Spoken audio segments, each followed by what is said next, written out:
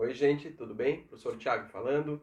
Gurizada, este vídeo nada mais é do que uma continuação do nosso tema do trimestre, a primeira parte, em que a gente está falando sobre epistemologia moderna, o racionalismo cartesiano. Na última semana, nós vimos numa aula síncrona, nós vimos algumas noções bem abstratas que dizem respeito a esse processo, essa atitude reflexiva realizada pelo Descartes lá em certo momento da sua vida, questionando o fundamento das suas crenças. O que está em jogo, imagino que já tenha ficado claro, é a perspectiva da primeira pessoa que reflete acerca daquilo que crê e do fundamento, da base, eventualmente da solidez das suas crenças, no sentido de elas poderem ser abaladas pelo modo como o mundo se comporta. Isto é, eu já tive algumas crenças, diz o Descartes, desde os meus primeiros anos, que acabaram se mostrando falsas. Então percebam aqui, o que o Descartes está fazendo é, fundamentalmente, mostrar que o conteúdo da nossa mente, os nossos pensamentos e a realidade são dois domínios distintos. E que, por vezes, quando a gente pensa exatamente aquilo que diz respeito ao mundo, nós acertamos o alvo, a gente pronuncia enunciados, proposições, discursos verdadeiros. No entanto, quando o conteúdo do nosso pensamento, na tentativa de descrever o mundo ele mesmo, falha nesse processo, seja por que razão for, nós cometemos equívocos epistemológicos ou epistêmicos. A gente erra, né? Exemplos. Eu posso acreditar que hoje é domingo, mas na verdade hoje é segunda, mas como é um feriado parece um domingo. Acreditei em algo que aparentemente seria verdadeiro para mim, mas tão logo eu refleti um pouco mais, olhei o calendário, olhei o celular, descobri que eu estava errado, certo? Como o Descartes busca, como ele fala, estabelecer algo de firme e duradouro nas ciências, isto é, como ele está em busca de conhecimentos que não sejam passíveis de abalo, que sejam indubitáveis, certos, seguros, sólidos, ele diz para a gente, lembrem-se, eu vou me desfazer das minhas antigas opiniões, mas eu vou tomar como se fossem falsas, todas aquelas opiniões que estão na minha mente e que são passíveis de dúvida, que estão sujeitas à dúvida. Lembrem-se, é uma concepção rigorosa de razão. Para o Descartes, a razão diz: eu não devo dar crédito, acreditar, em proposições que são passíveis de dúvida, do mesmo modo que eu não devo acreditar em proposições que são falsas. Entende? Então, em termos metodológicos, o que nós temos? Podem registrar aí uma vez mais. O Descartes utiliza a dúvida como método. Método para quê? Para chegar ao conhecimento indubitável. Portanto, ele projeta a dúvida nas suas crenças. Ele busca fazer isso sem necessariamente olhar para cada uma das suas crenças. Lembrem-se, nós temos um conjunto de opiniões, crenças que talvez seja infinito. Nós somos finitos. Portanto, seria muito difícil percorrer cada uma dessas crenças para examiná-las e ver quais delas ficam de pé diante de uma exigência de indubitabilidade. Ora, exemplos que eu dei em aula, quem aqui acredita que hoje é supostamente, né? Nós estamos no mês, agora no mês de novembro. Eu acredito que o próximo mês é dezembro, e depois de dezembro vem janeiro, e depois de janeiro, fevereiro, e assim por diante. Eu poderia ficar de maneira circular a vida inteira. Todas essas crenças seriam minhas, sim, eu acredito nisso tudo, e eu jamais conseguiria chegar até o fim do seu exame. O que o Descartes propõe, portanto? Ele propõe que, em vez de examinarmos cada uma das nossas crenças, o que não fora possível, a gente é finito, eu, Descartes, dizendo em primeira pessoa, vou examinar aquilo que tem sido o fundamento dessas crenças. Ora, já é a resposta dele de início. Aquilo que eu recebi até o presente momento como mais verdadeiro e certo, eu recebi na minha mente por intermédio dos sentidos. Só que tão logo ele reconhece isso na sua reflexão, ele diz: mas eu experimentei algumas vezes que os sentidos eram enganosos. Os sentidos me enganaram em algumas ocasiões. Há várias situações, né? Quando eu olho e penso que uma pessoa que está diante de mim se aproximando e é outra. E eu cumprimento, ô fulano, e era um desconhecido. Também quando eu olho um objeto que está muito distante, ele parece diminuto, pequeno. Ele não é pequeno, os sentidos me dão a impressão de que ele seja pequeno, mas na realidade é um prédio de 40 andares. Portanto, gente, onde é que nós estamos aqui? no passo reflexivo em que o Descartes diz: talvez, se eu encontrar um fundamento seguro para o conhecimento, eu possa reconstruir todo o edifício do saber contra o ceticismo, mostrando para o cético que tem sim conhecimentos certos seguros. Só que ao cogitar que esse fundamento seria os sentidos, o Descartes encontra uma série de argumentos em contrário. O primeiro deles a gente vai chamar de argumento do erro dos sentidos. Os sentidos me enganaram às vezes, não é prudente confiar de maneira plena em quem já nos enganou alguma vez, portanto, os sentidos não podem ser plenamente confiáveis, não são fonte de saber, no sentido indubitável. O próprio Descartes, então, concede que talvez o sentido só nos engane quando os objetos estão distantes e pouco sensíveis. Quando estão aqui perto, um tripé, um celular, estas mãos, diz ele, como é que eu, Tiago, vou negar que estas mãos e este corpo sejam meus? Só se eu fosse louco. Descartes diz o mesmo, né? Como é que eu vou negar eu, Descartes, que essas mãos e esse corpo sejam meus? Não tem.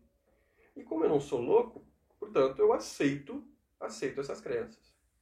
Só que, a partir desse reconhecimento, uma vez mais, lembrem-se, é uma meditação, é uma reflexão que está acontecendo, ela não está pronta, o Descartes está questionando certas noções e entendendo possíveis soluções para os problemas que ele concebe, e em seguida novos problemas se põem. Então ele está em pensamento, em trânsito de ideias. E ele diz: mas se é verdade que essas mãos parecem indubitavelmente serem minhas, também é verdade que eu sou um ser humano e tenho o hábito de dormir e de representar enquanto estou dormindo as mesmas coisas, às vezes com menos clareza, do que aquilo que eu percebo quando estou acordado. É o tal argumento do sonho que diz no nosso roteiro. Basicamente a ideia é essa. Se eu já tive algum sonho que pareceu muito real e eu só me dei conta de que era um sonho quando acordei, por que negar a possibilidade de que isto que está acontecendo agora, que me parece obviamente verdadeiro, isso aqui parece uma viga de concreto, né? Como eu disse, esse celular que está diante de mim, como é que eu vou negar que seja um artefato tecnológico interessante para os propósitos de gravar uma aula? Como é que eu vou negar isso? Ele diz: se for um sonho, isto tudo, então eu não estou vendo um celular, eu não estou vendo um tripé, eu não estou tocando agora numa viga de concreto. Por quê? Eu penso estar vendo um celular, um tripé, dando soco, né, numa viga de concreto, mas embora eu pense isso, eu estou com os olhos fechados, deitado na minha cama, dormindo. O grande ponto qual é? Mesmo se tu nunca tenhas tido, né, por hipótese, um sonho que pareceu muito real, tu já sonhou alguma coisa. Tu sabe que sonho representa aquilo que a gente acha que é a realidade. Por que isso aqui não poderia ser um sonho mais bem acabado, supostamente? E diante dessa dúvida, gente, notem que o nível da dúvida vai aumentando. Diante dessa possibilidade, ainda que remota, ele não acredita que está dormindo, mas diante dessa possibilidade, o que o Descartes diz? De fato, os sentidos não são uma fonte plenamente segura de conhecimento. Mesmo quando os objetos parecem próximos. Se eu estiver dormindo, estas mãos aqui, que eu penso estarem diante de mim, na verdade não estão diante de mim. Talvez nem sejam minhas. Talvez eu esteja num sonho em que represento ter um corpo que é esse, mas na verdade eu sou muito diferente disso. Essa é a reação. É muito louco. Eu falei para vocês. Filosofia teórica, metafísica, epistemologia. Para quem gosta de filme de ficção científica ou literatura fantástica, é um prato cheio. Para quem não gosta, é a reação seguinte, a mais típica. Meu Deus do céu, Soro, como é que a gente vai estudar essas matérias? Não tem política ou ética? Tem. Já no ano que vem. Vocês vão ter, uma vez mais, na terceira série, vai dar tudo certo. Por hora, vamos vencer a epistemologia. Diante desse cenário, o próprio Descartes reconhece então: vou supor que eu esteja sonhando. Será que mesmo se eu estiver sonhando, será que ainda assim eu não posso saber alguma coisa? Resposta dele: talvez eu possa saber que existem aqueles elementos que constituem o sonho.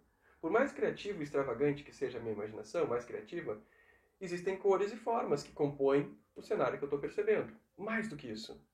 Parece que mesmo se eu estiver sonhando, não importa se eu estou acordado, né? Ou deitado na minha cama viajando, 2 mais 3 farão 5 e o quadrado terá 4 lados. Notem, ele está indo para o lado aritmético, né? pro lado geométrico da coisa. Mesmo se eu estiver sonhando, o que já é uma concessão enorme, né? Ele já está aceitando que talvez esteja dormindo. Mesmo assim eu sei alguma coisa? Parece que eu sei. Que o quadrado tem 4 lados e 3 mais 2 é igual a 5. Aí tu pensa, beleza, posso não saber de quase nada. Posso até estar sonhando. Mas alguma coisinha de nada eu posso saber. Eis que nós encontramos formulada a tal dúvida radical no texto das meditações, segundo a bibliografia secundária. Descartes vai dizer assim, tá bem, então tá, fechou. Mas, tem uma adversativa, mas também é o caso que há muito tempo me acompanha uma crença, que é a crença em Deus. Um Deus que é bondoso, que é todo-poderoso, por quem eu fui criado, que sabe de tudo. Não seria possível que esse Deus, em vez de ser benevolente, como eu acredito, ser contrariamente malevolente, e dado o seu poder, fazer com que eu me engane toda vez que eu somo 2 e 3, ou digo que o quadrado tem 4 lados? Agora chegamos, né, à dúvida radical. Podem escrever dúvida radical, dúvida hiperbólica, dúvida metafísica. A dúvida foi elevada ao nível mais alto. A possibilidade mesma de enunciados matemáticos ou geométricos estarem errados, dada a possibilidade de existir um ser absolutamente poderoso que poderia, de maneira intrusiva, operar na minha mente, fazendo com que eu acredite em juízos falsos, como 2 e 3 fazem 5. E, no entanto, tenha total convicção de que 2 e 3 fazem 5, mesmo sendo errado. Aí tu deve pensar, mas é impossível 2 e 3 não fazerem 5. Resposta cartesiana, a gente já errou realizando operações matemáticas. Portanto, não temos garantias quaisquer de que estamos certos no momento. A grande questão qual é? Nós estamos diante da hipótese do Deus enganador. O Descartes vai mudar essa hipótese porque ele mesmo, como acredita em Deus e Deus como bom, ele julga que vai ser difícil duvidar de enunciados matemáticos, geométricos, seja o que for, apenas com base na remota possibilidade de Deus enganar. A crença dele em Deus como bondoso é muito forte, psicologicamente falando. Então ele diz, se eu preciso de um alerta para continuar duvidando do que não é inteiramente certo e indubitável, eu não vou mais falar em Deus enganador, que eu não consigo, né? Eu falo em Deus e já penso num ser bondoso. Eu vou falar, em vez de Deus enganador, num gênio maligno, que seria o análogo de Deus, só que do mal. Mas a palavra gênio maligno não lembra em nada o Deus, né, com o qual eu tenho familiaridade, por quem eu acredito que eu fui criado. Então tá aí, vocês podem tomar como que, por sinônimas, as passagens do Deus enganador e também do gênio maligno. O que fica é que nós chegamos ao ponto mais alto da dúvida, que questiona, põe em xeque, mesmo as convicções mais básicas para além dos sentidos, isto é, os enunciados, as operações matemáticas e geométricas. O Descartes vai terminar a primeira meditação a partir dessa reflexão que ele fez. Imagino que deve ter cansado, né? Tu lá rateando, escrevendo, então o que eu sei, não sei, talvez, mas olha só, veja bem, tal coisa. Ele vai terminar a primeira meditação dizendo assim, infelizmente não encontrei nada de certo no mundo. E o cansaço se abateu sobre mim, e eu já não tenho mais força para colocar em dúvida as minhas antigas crenças. Eu volto a acreditar em tudo. Eu volto a acreditar nos sentidos, eu volto a acreditar que não estou dormindo e sonhando, eu volto a acreditar na matemática. Por quê? Porque eu não tenho mais forças. Eu preciso descansar. Talvez amanhã eu chegue a um resultado melhor. Mas por hora, eu suspendo a filosofia e a vida real ordinária comum me chama para as necessidades humanas de descansar, de me alimentar e assim por diante. Por assim dizer, o Descartes termina a primeira meditação cético. Cuidem, o resultado é cético, ou seja, ele não chegou a nada de certo ainda em termos de conhecimento. Mas ele, Descartes, não é um cético, ele está em busca de certezas, conhecimentos seguros, que ele possa dizer para o cético, olha aqui, velho, tá aqui, ó. Isso aqui tu não pode colocar em dúvida, é um saber genuíno, portanto. Feito, gurizada. Basicamente é isso. Continuem a leitura do capítulo do nosso livro correspondente ao pensamento cartesiano. Vai ajudar muito. É um livro excelente, vocês já viram. E aí a gente, durante a semana, tem o nosso próximo encontro. Desta vez de sociologia, mas em havendo alguma dúvida pontual, eu posso ajudar vocês mesmo em filosofia. Feito? Beijão, se cuidem. Até mais.